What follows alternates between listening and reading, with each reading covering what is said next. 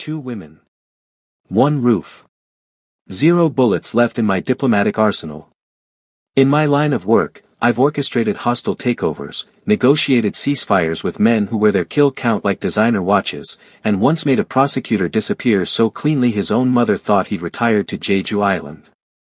But nothing prepared me for the catastrophic poetry of watching my wife and my mistress size each other up across my marble foyer like rival empresses claiming the same throne.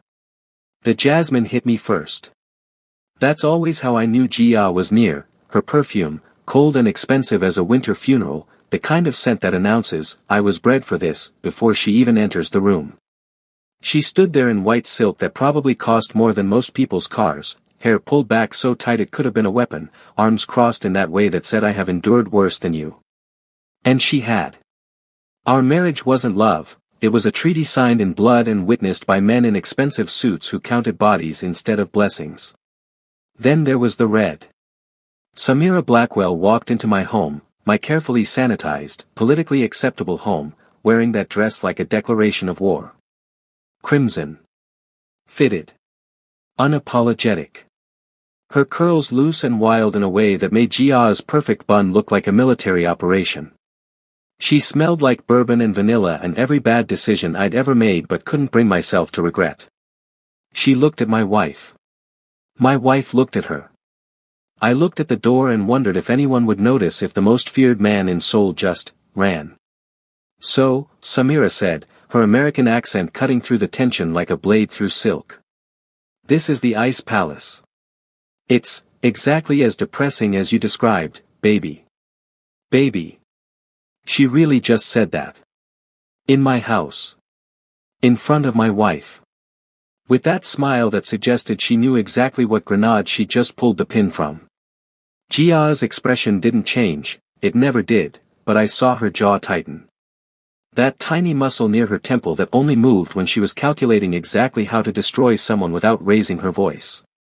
And you, Jia said, her Korean precise and sharp as a surgeon's scalpel, must be the complication my husband brought home. She paused just long enough to make complication sound like something you'd scrape off your shoe. How American of you to arrive uninvited. Oh honey, Samira replied, switching to surprisingly decent Korean, I was very much invited. After someone tried to turn my lounge into a shooting gallery. Her eyes found mine, dark and knowing. Isn't that right, Appa? I was going to die. Not from the Kuroda clan's bullets or Yakuza blades or political assassination. I was going to die right here, suffocated by the sheer concentrated judgment of 2 women who both had excellent reasons to want me dead. Jia, I started, my voice coming out rougher than I intended. We need to talk. No, my wife interrupted, her tone so cold I could feel ice forming in my lungs. We really don't. She turned those razor-sharp eyes on me. You've made your choice abundantly clear, Murayak. You've just brought her to my home to, what? Rub it in. Parade your poor judgment in front of the ancestors whose portraits line these walls. Our home, I corrected, though even I wasn't sure why I was picking that battle. And it's not safe for her out there. The Kurodas. Ah yes. Jia's smile was colder than her perfume. The Kurodas. The mess you created by being reckless with your affections. She looked at Samira again, evaluating. Tell me, Miss Blackwell, do you even understand what you've walked into? Or did my husband forget to mention that loving him comes with a complimentary target on your back? Samira's smile didn't waver, but I saw her shoulders square, she was tougher than Jia thought. Tougher than she had any right to be. Oh, I'm aware. Someone already sent flowers. By which I mean bullets. Through my windows. While I was working. She tilted her head. But I appreciate the concern, Mrs. Kong. Really warms the heart. I doubt you have one, Jia replied smoothly. Ladies, I tried. Don't. They said it in unison, which would have been funny if I wasn't genuinely concerned about my survival rate. The thing about being a mafia boss is that you get used to fear. You weaponize it. You cultivate it.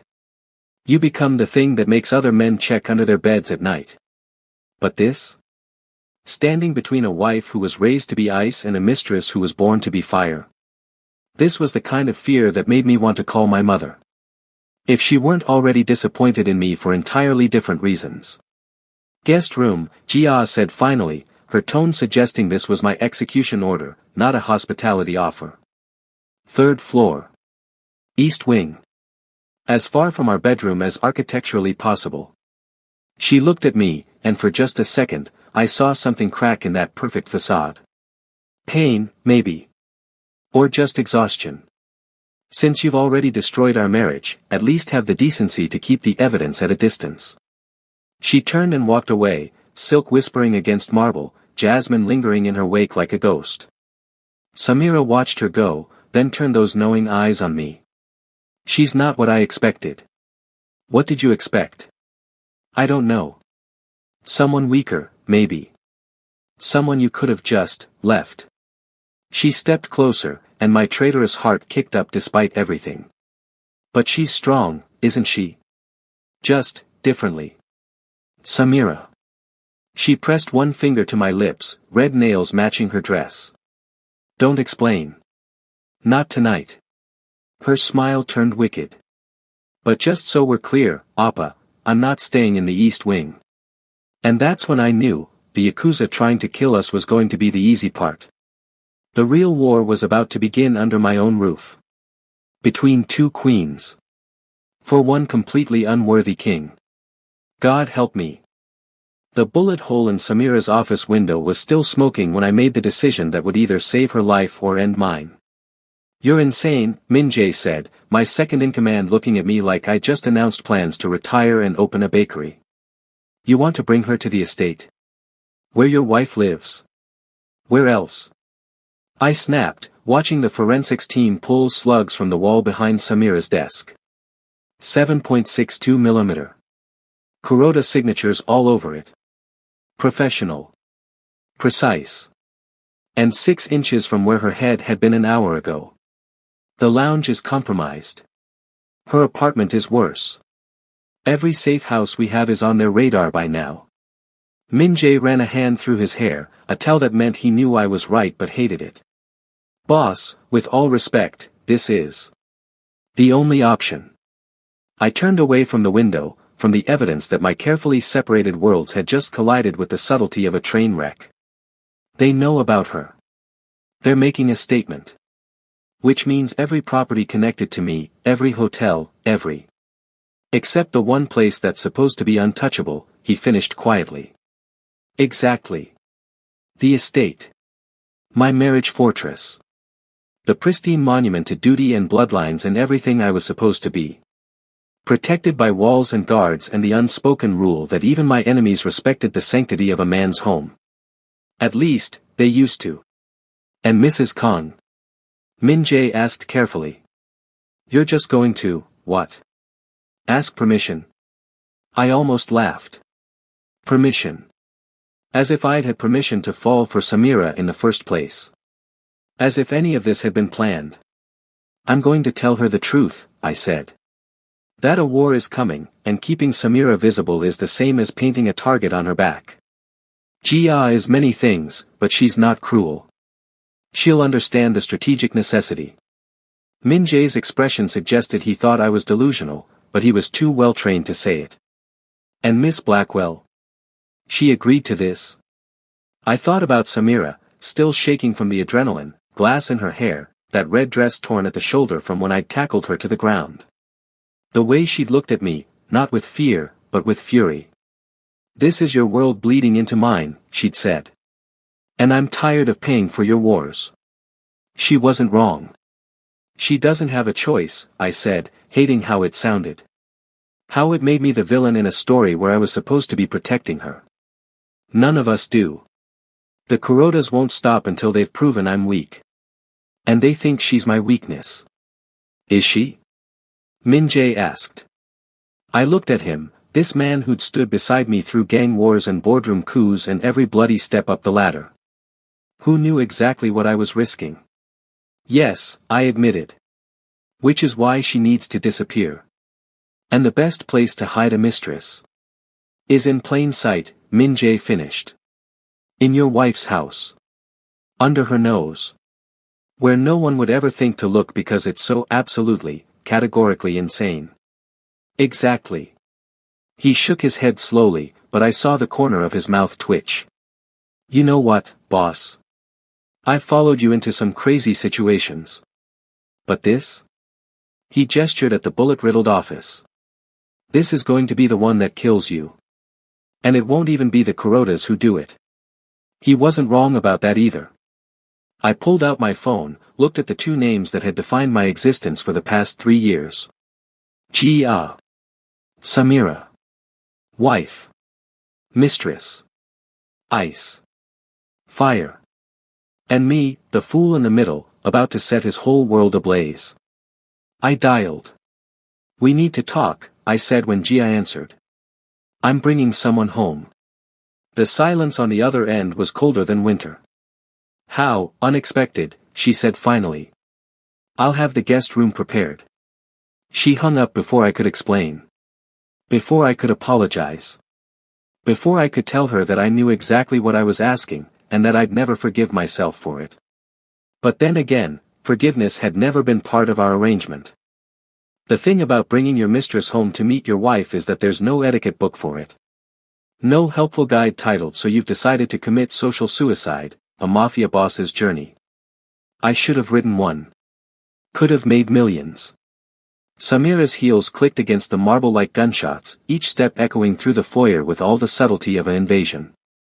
She'd changed into that red dress, the one I'd told her 100 times was too dangerous, too memorable, to her. Of course she wore it now. She wasn't just walking into my home, she was planting a flag. Gia appeared at the top of the stairs like a vision from a funeral, white silk, perfect hair, expression carved from ice. She descended slowly, deliberately, each step measured like a countdown to detonation.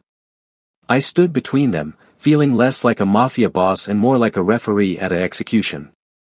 Mrs. Kang, Samira said first, her Korean accented but confident. Your home is breathtaking. Thank you, Gia replied in English, her words precise as surgical cuts. Though I wasn't aware we were expecting house guests. Her eyes flicked to me, sharp enough to draw blood. My husband failed to mention the specifics. Didn't he? Samira's smile was pure mischief. How unlike him. He's usually so detail-oriented. I watched my wife's expression remain perfectly neutral while something deadly flickered behind her eyes. Yes. Detail-oriented. That's certainly one way to describe his attention to outside interests. Ladies, I started. Tell me, Miss Blackwell, Gia continued as if I hadn't spoken, moving closer with the grace of a circling predator. How long have you been enjoying my husband's hospitality? Samira didn't flinch. About as long as you've been enduring it, I'd imagine. The temperature in the room dropped 10 degrees. Gia stopped 3 feet away, close enough that I could smell her jasmine perfume warring with Samira's vanilla. Interesting. You have opinions about my marriage. Just observations. Samira tilted her head. For instance, I observe that you call him my husband like he's a possession. A very expensive, very well-maintained possession. And you call him what, exactly? Gia's smile was razor-thin. Baby. Appa. Some other diminutive meant to make him feel like less of the criminal he actually is. I call him by his name, Samira shot back. Murayak. The thing he actually chose for himself, not the title his family bloodline forced on him. I'd survived gang wars with less tension than this. How progressive, Gia said softly, dangerously. Tell me, does calling him by his name make you feel special? Make you think you know him better than the woman who's shared his name for 5 years? No, Samira replied, her voice surprisingly gentle. But I know what he sounds like when he laughs. Do you? The silence that followed could have killed a lesser man. Gia's expression finally cracked, not into anger, but something worse. Something that looked almost like pain before she locked it away. Your room is on the 3rd floor, east wing. I trust you can find your way. Or should my husband escort you? She looked at me with those cold, knowing eyes. He does seem invested in your comfort. Gee ah. The staff will bring dinner at 8, she continued, already turning away. We dress for meals in this house, Miss Blackwell. I trust even American lounges have dress codes. She walked away, silk whispering, jasmine fading, leaving Samira and me standing in the wreckage of that conversation. Well, Samira said after a moment. She's terrifying. You just called out my wife in her own house. Our house, you said. She grinned, but I saw her hands shaking slightly. Besides, someone had to break the ice. Might as well be the mistress. I closed my eyes. This is going to be a disaster. Probably, she agreed cheerfully. But at least it won't be boring. That's what I was afraid of. I called an emergency house meeting at 7 o'clock, which in retrospect was my second mistake of the day. The first was thinking I could control anything happening under this roof. There need to be ground rules, I announced, standing at the head of the dining table like I was negotiating a territory dispute instead of trying to prevent my personal life from imploding. For everyone's safety and sanity. Jia sat at the opposite end, positioned like a rival empress, sipping tea with the kind of precision that suggested she was imagining it was poison. She'd changed into a black evening dress that probably cost more than most people's cars. Every hair in place. Every line of her body screaming controlled fury. Samira had claimed the seat directly to my right, the seat traditionally reserved for the lady of the house, wearing jeans and a silk camisole. Her feet were bare. Bare. In a formal dining room. With ancestral portraits glaring down at us. Rule 1, I continued, ignoring the way Jia's I twitched at Samira's casual posture. No one leaves the estate without security clearance.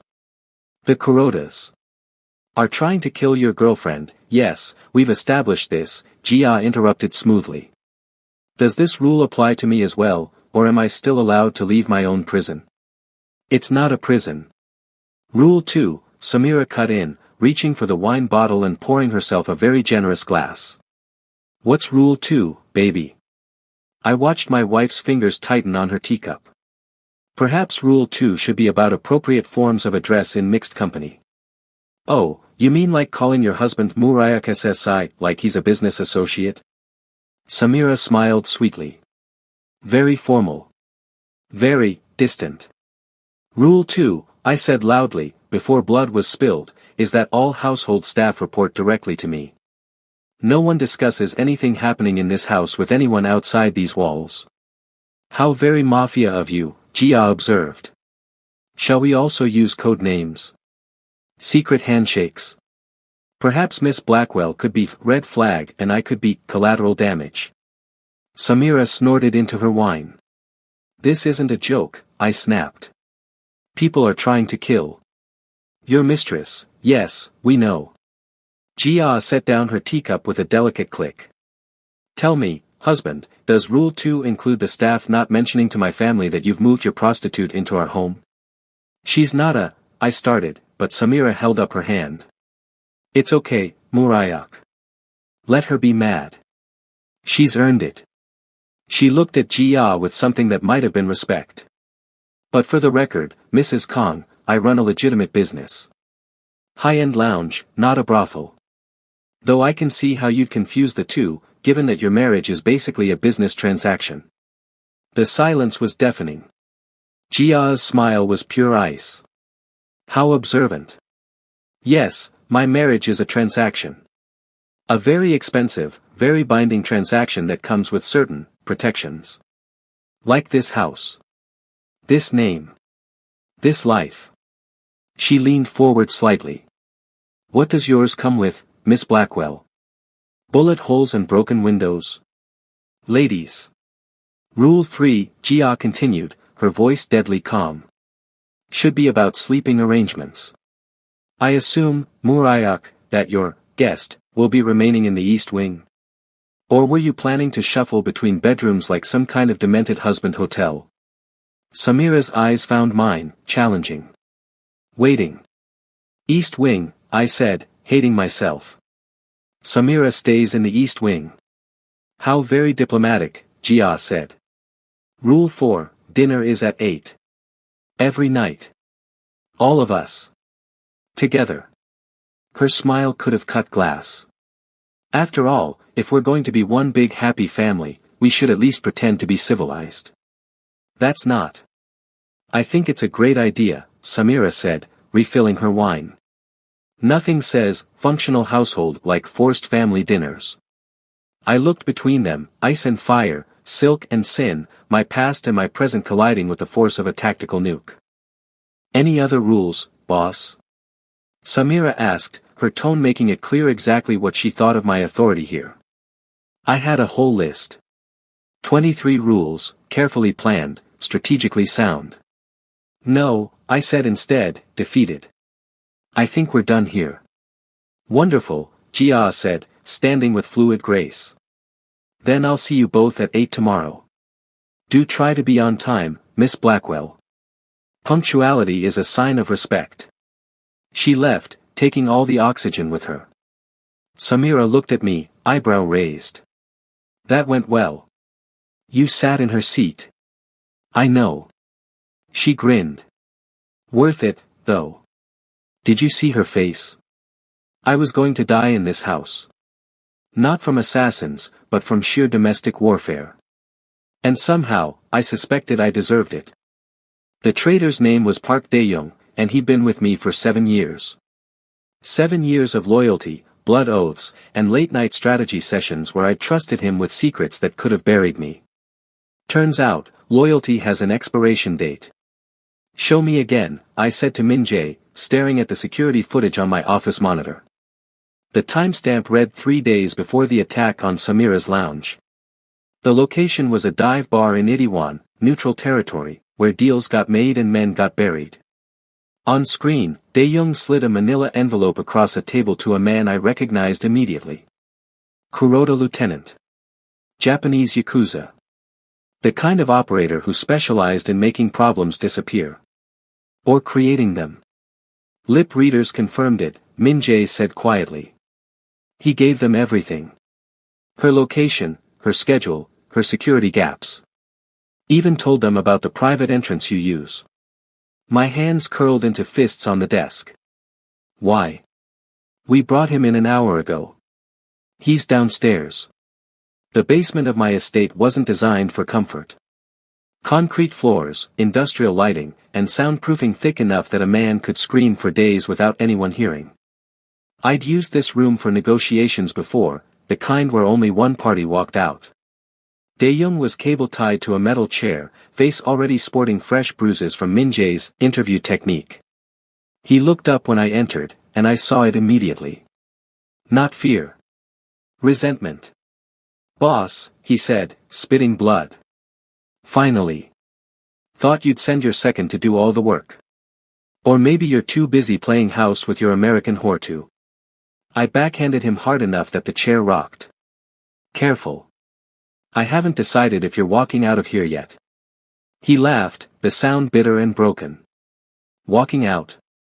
Boss, you stopped being the kind of man who makes those decisions the day you let that foreigner wrap you around her finger. He looked up at me, eyes blazing with conviction. You've gone soft. The whole organization sees it. You're spending more time in her bed than in our boardrooms. Taking risks for what? Some woman who doesn't even understand our world. So you sold her to the Kurodas. My voice was ice. You handed them a target, knowing exactly what they'd do. I handed them your weakness, he corrected. Thought maybe if she was gone, you'd remember who you are. What we built. Before you started caring more about bourbon and vanilla than blood and honor. The worst part was, I understood. In his mind, he wasn't betraying me, he was saving me. Saving the organization from a boss who'd let his heart compromise his judgment. He wasn't entirely wrong. How many others? I asked. How many of my men share your concerns? Enough. He smiled through bloody teeth. You think you can keep playing both sides? The dutiful husband and the lovesick fool. The crime lord and the romantic. You're splitting yourself in half, boss.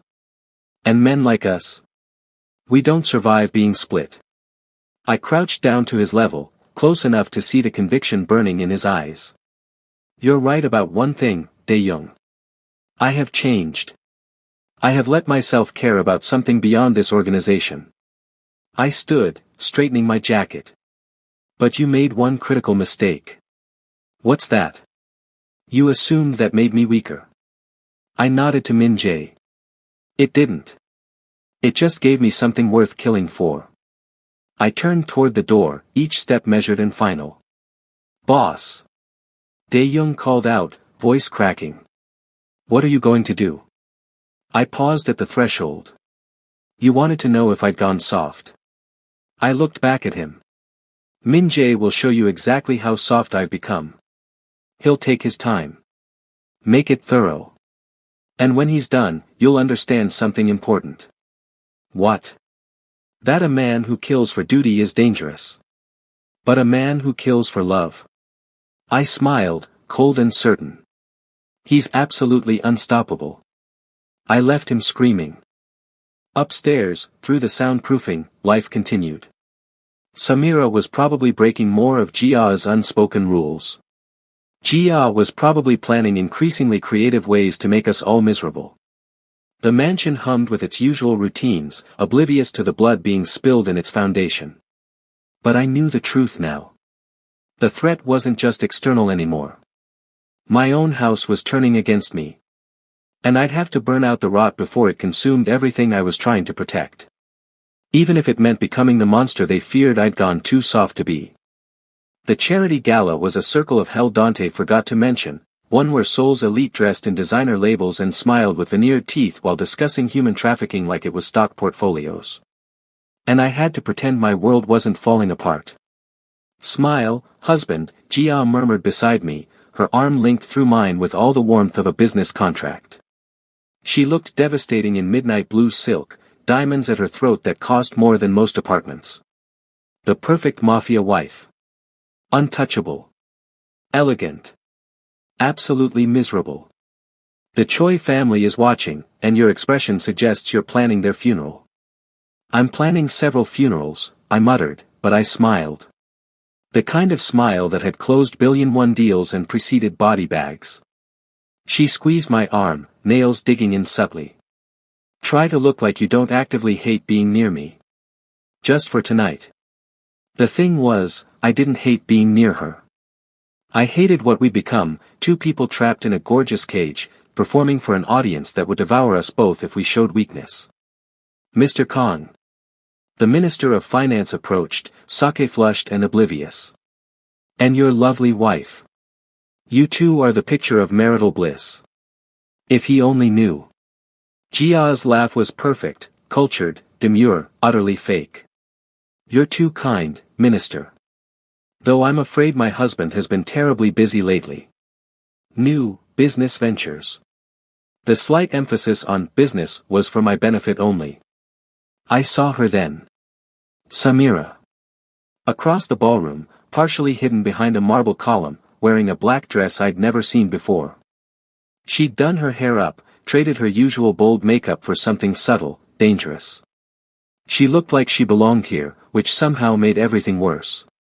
Our eyes met across the crowd. Held. Murayak. Jia's voice pulled me back. The minister asked you a question. Apologies, I said smoothly, tearing my gaze away. What was that? The conversation blurred. Something about export tariffs and political favors. I nodded, smiled, played my part. But my attention kept drifting to that column, to the woman who shouldn't be here but insisted on coming anyway. I'm not hiding in your house while you parade around with her, she'd said that morning. I'll stay in the shadows, but I'm not staying home. Stubborn. Reckless. Completely unaware that every second she spent in public was another second the Kurodas could find her. Or maybe she was aware. Maybe that was the point. Excuse me, I said to the minister. I need to check on security. Jia's grip tightened. Now. Now. I extracted myself gently, kissed her cheek for appearances, felt her flinch almost imperceptibly. I'll return shortly. I moved through the crowd with practiced ease, nodding at associates, avoiding conversations, heading for that marble column like a man walking toward his own execution. Samira saw me coming. Smiled slightly. "Fancy seeing you here." "You shouldn't be here," I said quietly, positioning myself so we were hidden from most angles. Close enough that I could smell her perfume, see the pulse jumping in her throat. "Probably not." She looked past me, toward where Jia stood surrounded by Seoul's elite. "She's beautiful, you know. In that terrifying, untouchable way. I can see why you married her. Politics married me to her. Not choice. And me?" She looked up at me, eyes darker than the dress. What was I? Choice or mistake? Both, I admitted. The best mistake I ever made. She moved closer, just an inch, her hand brushing mine in the shadows where no one could see. "Your wife is watching. Everyone's watching. You should go back to her. Play the dutiful husband." "I should. But you won't. Not yet." The space between us was electric, dangerous. One movement and we'd cross a line we couldn't uncross. Not here. Not with 300 witnesses and my wife 10 meters away. Murayak. My name on her lips was a plea and a challenge. "We can't." "I know. Someone will see." "I know. Your wife knows exactly what I am." I let my hand fully cover hers, hidden in the shadows. "A man who can't stay away from you even when it's smart. Even when it's safe. Even when every instinct says run." Her fingers laced with mine, gripped tight. "This is insane. Everything about us is insane." I glanced back at the ballroom, at Jia holding court like the queen she was trained to be. At the life I was supposed to want. "But I'd rather have one moment of insane with you than a lifetime of sane with anyone else. That's the most romantic and stupid thing you've ever said. I specialize in both." She laughed softly, the sound wrapping around me like a promise. "Go. Before we cause a scandal even you can't cover up." I should have listened. Should have walked away, returned to my wife, played my part. Instead, I pulled Samira deeper into the shadows and kissed her like the world was ending. Because in many ways, it was. The first explosion took out the east gate at 2:47 a.m. The second shattered my bedroom window 30 seconds later. I was already moving, gun in hand, instinct overriding sleep. Gee. But she was faster, already out of bed, pulling on a robe with the kind of practiced efficiency that reminded me she wasn't just a politician's daughter, she was a survivor. "The panic room. Now. I need to. Get your mistress and meet me there." Her voice was sharp, controlled. "They're here for her, which means they'll tear this house apart looking. Move." She was right. God help me, she was right. I ran. The hallway was chaos, alarms screaming, my men shouting coordinates, the distinctive crack of gunfire getting closer. The Kurodas weren't probing defenses anymore. This was a full assault. Professional. Coordinated. Designed to end tonight. Samira's door was already open. She stood in the center of the room, wearing my shirt, just my shirt, holding a lamp like a weapon. Her eyes were wide but focused. "They're here for me," she said. Not a question. Yes. Come on.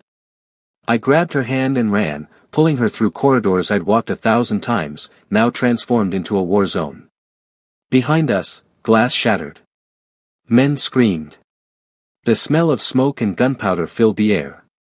The panic room was in the wine cellar, reinforced steel, independent air supply, enough provisions for a week. Jia was already inside, her white robe now streaked with dust, hair falling from its perfect arrangement. She looked more human than I'd seen her in years. She also looked furious.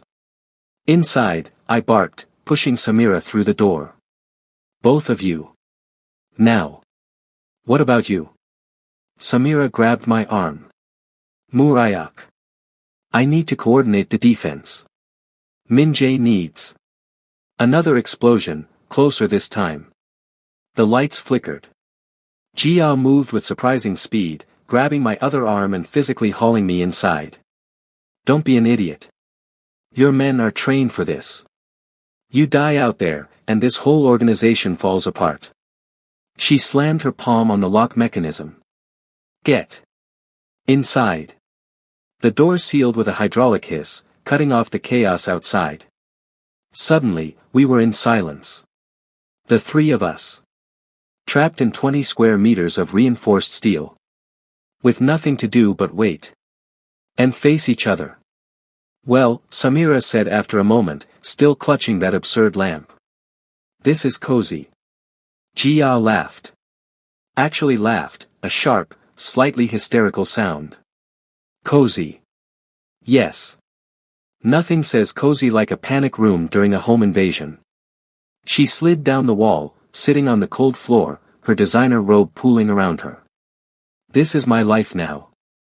Hiding in a basement with my husband and his mistress while Yakuza try to kill us all. To be fair, Samira said, surprisingly gentle, they're really just trying to kill me. Oh, that makes it so much better.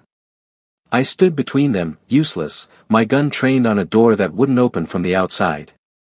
On the monitors, I could see my men fighting, retreating, establishing defensive positions. Professional. Controlled. They didn't need me. But I felt helpless anyway. He talks about you, you know, Jia said suddenly, looking at Samira. In his sleep. Mumbles your name like a prayer or a curse. I'm never sure which. Samira sat down across from her, cross-legged in my shirt, the lamp finally abandoned. He doesn't talk about you at all. Which somehow seems worse. Because there's nothing to say. Jia's smile was bitter. We're a contract, not a romance. Two people legally bound to share a name and a bed and absolutely nothing else. Do you love him? The question hung in the air like smoke. Jia was quiet for a long moment. Outside, muffled through steel, the battle raged. I love what he represented. Stability. Power. An alliance that kept my family safe. She looked at me, really looked, and I saw something crack in her perfect facade. But do I love him? The man who paces at night? Who checks his phone every 5 minutes when he thinks I'm not watching? Who looks at me like I'm a beautiful ghost haunting his life? She shook her head. How can you love someone who was never really yours? I'm sorry, I said, the words inadequate, useless. Don't be. Jia pulled her knees up, looking younger than her years. I knew what I was signing up for. A political marriage. A strategic alliance. My parents prepared me for everything except. She gestured vaguely at Samira. Except the part where he'd actually fall in love with someone. Samira's eyes found mine, soft and sad. This wasn't supposed to happen. No, Jia agreed. But it did. And now we're all paying for it. She looked between us. The ironic thing. I don't even hate you, Miss Blackwell. I should. God knows I want to. But you're just another woman trapped by his choices. Like me. I'm not trapped, Samira said quietly. I chose this. Chose him. Knowing exactly what it meant. Then you're braver than I am, Jia said. Or more foolish. Probably both. Above us, something exploded. The panic room breach happened at 4:13 a.m. 1 second we were breathing recycled air and tension. The next, the emergency ventilation shaft exploded inward, metal shrieking, and 2 Kuroda operatives dropped through like demons descending. I moved on instinct, firing twice. One went down. The other was faster, already pivoting towards Samira with the kind of focus that meant he knew exactly who he'd come for. I threw myself between them, felt the burn of a blade slicing across my ribs, hot and immediate. My gun clattered away. The operative raised his weapon. And Jia appeared behind him like a ghost in white silk. She moved with a precision I'd never seen, never suspected. One hand in his hair, yanking his head back. The other holding a blade, thin, elegant, lethal, that materialized from somewhere in her perfect bun. She drew it across his throat with the efficiency of someone who'd done this before. Blood sprayed. The operative dropped. Jia stood over him, breathing hard, her white robe now painted red, that blade still in her hand. Her hair had finally come completely undone, falling around her shoulders in a way that made her look less like an ice queen and more like an avenging angel. "Well," she said, voice remarkably steady. "That's one way to redecorate." I stared at her, pressing my hand to my bleeding side. "Where did you learn that?" She wiped the blade on the dead man's jacket with casual precision. "You think my father married me off without insurance?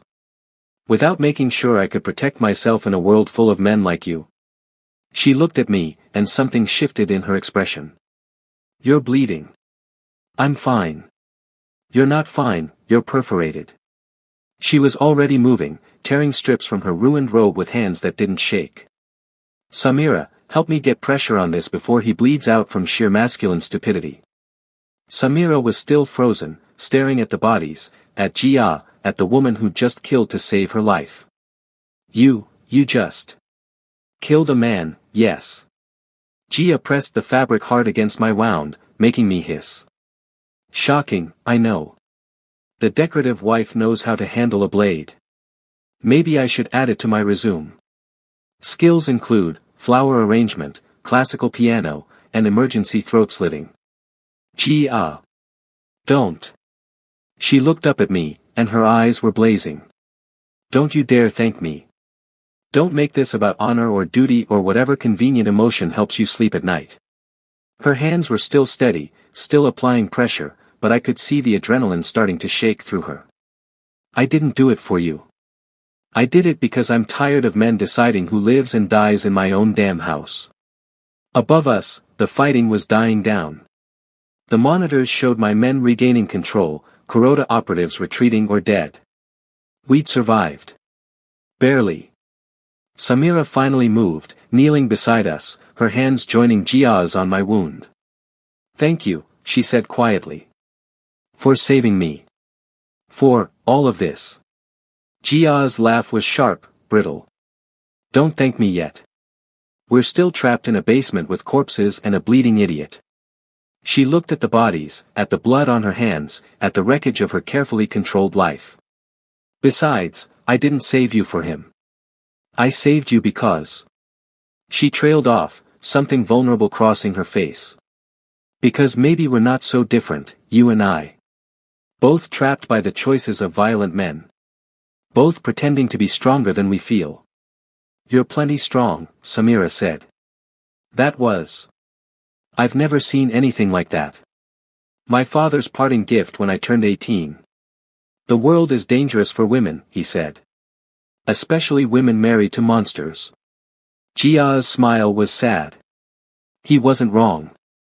"I'm not a monster," I managed, though blood loss was making everything fuzzy.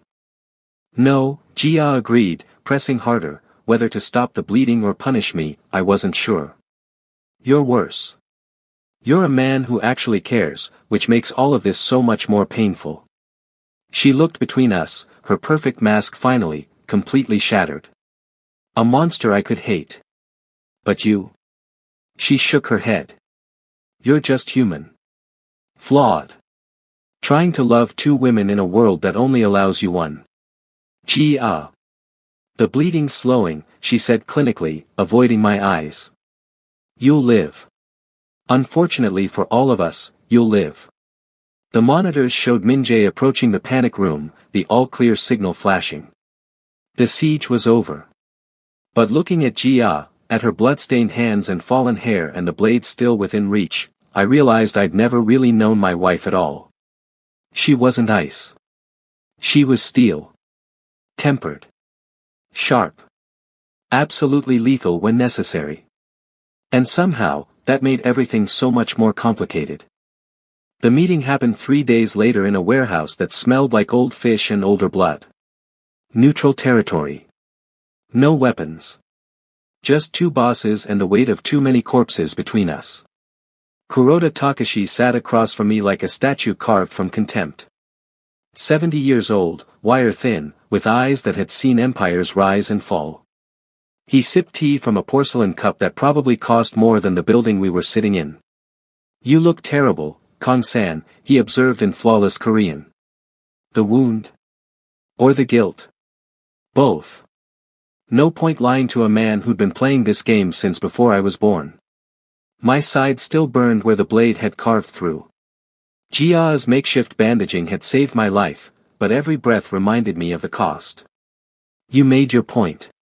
My home. My family. You got through.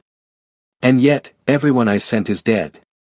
He set down his cup with precise gentleness. "Your wife is quite resourceful. I did not account for that variable." "Neither did I." He smiled, thin and knowing. "We never do we? Account for the women. We treat them like decorations, bargaining chips, beautiful cages to display our power." He leaned forward slightly. "And then we're surprised when the cage grows teeth." I thought of Jia, blade in hand, blood on silk. "What do you want, Kuroda-san? You didn't call this meeting to discuss my marriage. Didn't I?" His eyes were sharp. "Your marriage is the foundation of Seoul's peace treaty. The Kwon family and the Kong family, united through blood and contract. Remove that foundation, and everything crumbles." He paused. "Or perhaps, it's already crumbling. Perhaps that's why you brought your American whore into your home. Because you've already decided the marriage is dead." "Careful," I said quietly. "Or what? You'll kill me? Start a war you can't win?" He shook his head. "No. You're here because you're tired, Kong-san. Tired of living split in half. Tired of pretending to love a woman you respect but don't want. Tired of hiding the woman you want but can't have." He refilled his tea with steady hands. "So let me offer you something. A deal. I'm listening. I end the contract on your mistress. No more attempts. No more bullets. She lives. You live. Your organization stays intact." He sipped. "In exchange, you publicly divorce the Kwon daughter. Dissolve the treaty. Let the territories fall where they may." My blood turned to ice. "You want me to start a civil war?" "I want you to finish one," he corrected. "The treaty was always temporary. A bandage on a wound that never healed. The Kwon family and yours hate each other. Always have. The marriage just gave you an excuse to pretend otherwise." He smiled. "I'm simply removing the pretense. Let the strongest survive. As it should be. And if I refuse? Then your mistress dies. Your wife dies. You watch everyone you care about bleed out while I systematically dismantle everything you've built." His voice was conversational, pleasant. "I have time. I have patience. And I have absolutely nothing left to lose." "Why?" The question came out raw. "Why do you care about my marriage?" "Because chaos is profitable, Kong-san. Because a unified soul is bad for my business interests. Because I'm old and bored and watching you destroy yourself over two women is the most entertainment I've had in years." He set down his cup with finality. "But mostly because I want to see if you'll actually do it. If you'll choose love over duty. Passion over peace. The woman you want over the empire you've built." I stared at him, this devil in a suit, offering me exactly what I wanted wrapped in poison. "You're asking me to burn down Seoul. I'm asking you to be honest." He stood, straightening his jacket. "The marriage is already dead. The treaty is already broken. You're just too much of a coward to admit it." He paused at the door. "You have 48 hours. Divorce her, and your mistress lives. Stay married, and I burn everything you love to the ground." He left me sitting there, surrounded by ghosts and impossible choices. I thought about Jia, her hands bloody, her hair undone, saving the life of the woman who destroyed our marriage. I thought about Samira, brave and reckless, choosing me knowing it could kill her. I thought about the treaty, the peace, the empire I'd built on the foundation of a loveless contract. And I realized Kuroda was right. The cage hadn't been mine alone. Jia had been trapped too. Married to a man who respected her but didn't love her. Forced to smile and perform and pretend while her husband's heart belonged to someone else. I'd been so focused on my own prison, I'd never seen hers. I pulled out my phone. Dialed. "It's me," I said when she answered. "We need to talk. Really talk. About what comes next." Jia's sigh was soft, resigned. "I know. I've been waiting for this conversation for 3 years. I'm sorry. Don't be." Her voice was steady. "Just, be honest. For once in our marriage, be completely honest." I looked at the warehouse, at the empty chair where the devil had sat, at the ruins of everything I thought I knew. "I want a divorce," I said. The silence on the other end was infinite. Then, finally. "Me too." The divorce papers were signed in the same dining room where we'd had our disastrous first family dinner. Poetic, in a way that made my ribs ache. Jia sat across from me, wearing white again, not a wedding dress this time, but a power suit that said she was walking out of this marriage the same way she'd walked in. On her own terms. She signed her name with the same precision she did everything else, then slid the papers across the table. "That's it, then," she said. "Not a question. That's it." I signed below her name, sealing the end of 5 years of pretending. "Your father will be furious. Will probably try to kill you. Will definitely cut off the alliance." She smiled, and for the first time since I'd known her, it looked genuine. "But that's not your problem anymore, is it?" "Not really. The business is split according to the contract. I keep the import operations and the Gangnam properties. You keep everything else and all the headaches that come with it." She stood, smoothing her jacket. "And the war that's coming? The one Kuroda wants? That's yours too." Jia. "Don't." She held up a hand. "Don't apologize again. Don't thank me. Don't make this harder than it already is." She picked up her bag, the expensive one I'd bought her for our second anniversary, back when I still thought gifts could substitute for love. "I'm not the villain in your story, Murayak. But I'm not the victim either. I'm just a woman who deserves better than being someone's obligation." "You do deserve better. I know." She walked toward the door, then paused. "For what it's worth. I hope she makes you happy. I hope she's worth everything you're about to lose. Because it's going to be a lot." "She is." Jia nodded once, final. "Then maybe this wasn't all a waste." She looked back at me, and I saw the girl she must have been before duty and blood politics carved her into ice. "Goodbye, Murayak. Try not to die too quickly. It would make the paperwork complicated." Then she was gone. Just like that. 5 years reduced to footsteps echoing on marble and the faint scent of jasmine fading in the air. I sat there for a long moment, staring at the signed papers. Proof that I'd just ended a peace treaty, started a war, and chosen chaos over stability. She's really gone. I turned. Samira stood in the doorway, wearing jeans and one of my shirts, hair messy, makeup free. She looked nothing like Jia's polished perfection. She looked real. "She's really gone."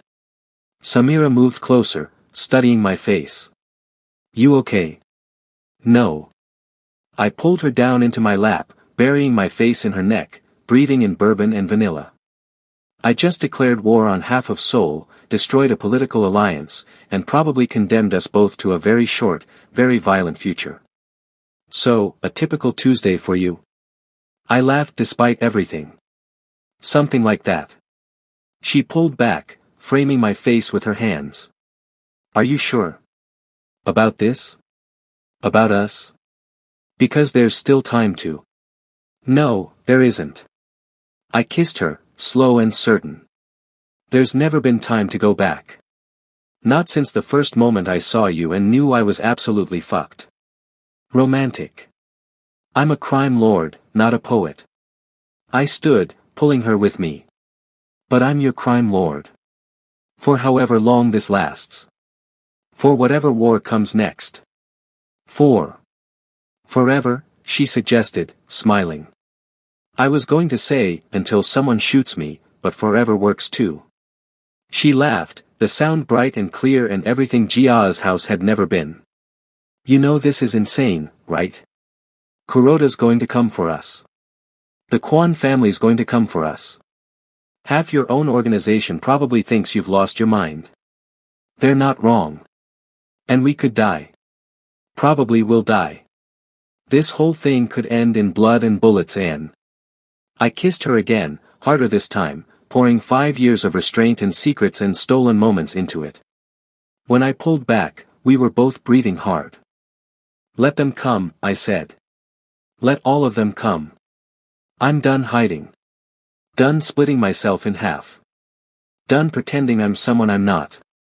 I touched her face, memorizing the curve of her smile. You asked me once if you were a choice or a mistake. You're neither. You're the first honest thing I've done in my entire life. That's definitely the most romantic thing you've ever said. I'm getting better. You really are. She kissed me softly. So what now? We just wait for the world to burn. No. I pulled her toward the door, toward whatever future we'd just chosen. We burn it first. On our terms. Together. Now that, Samira said, grinning, sounds like a plan. Outside, Seoul glittered in the darkness. Somewhere in that city, enemies were gathering. Wars were brewing. My ex-wife was starting a new life. My empire was fracturing. But inside this house, this cage I'd finally escaped, I had everything I actually wanted. A woman who loved me for who I was, not what I represented. A future uncertain but honest.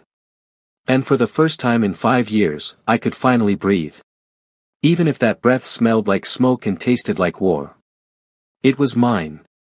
We were finally, impossibly, dangerously free. And I wouldn't trade it for all the peace treaties in the world.